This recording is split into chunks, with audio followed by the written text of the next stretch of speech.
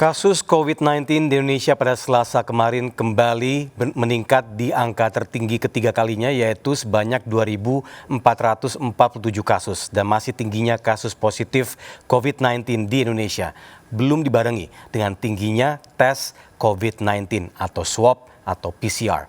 Satgas COVID-19 mengakui jumlah penduduk yang dites baru mencapai 35,6%, jauh di bawah standar WHO.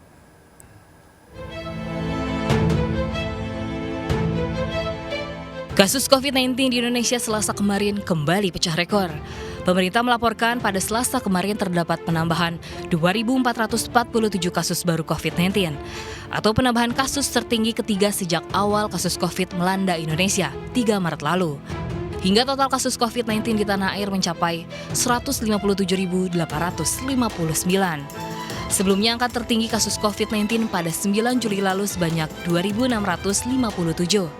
Dan 7 Agustus sebanyak 2.473 kasus.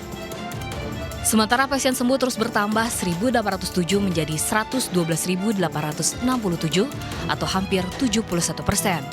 Sedangkan angka kematian dilaporkan sebanyak 99 orang menjadi 6.858. DKI Jakarta merupakan provinsi dengan tambahan kasus tertinggi sebanyak 637. Disusul Jawa Timur sebanyak 363 kasus, dan Jawa Barat dengan 250 kasus terbanyak. Masih tingginya kasus positif corona di tanah air tidak dibarengi dengan tingginya tes COVID-19. Juru bicara Satgas COVID-19, Wiku Adhisa Smito, mengaku jumlah penduduk yang dites corona baru mencapai 35,6% dari standar WHO.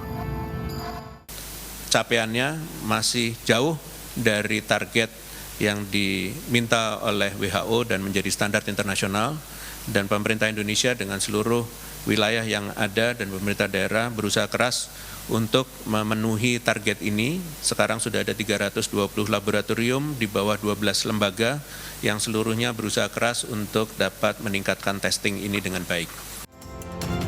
Saat ini jumlah tes corona di Indonesia selama sepekan pada 17 hingga 23 Agustus mencapai 95.463.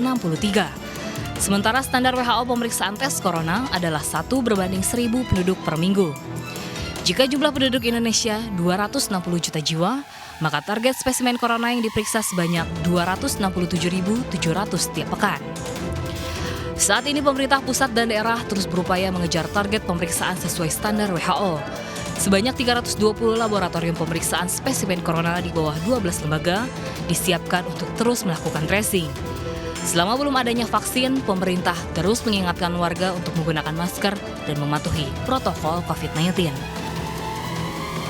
Tim Liputan iNews melaporkan.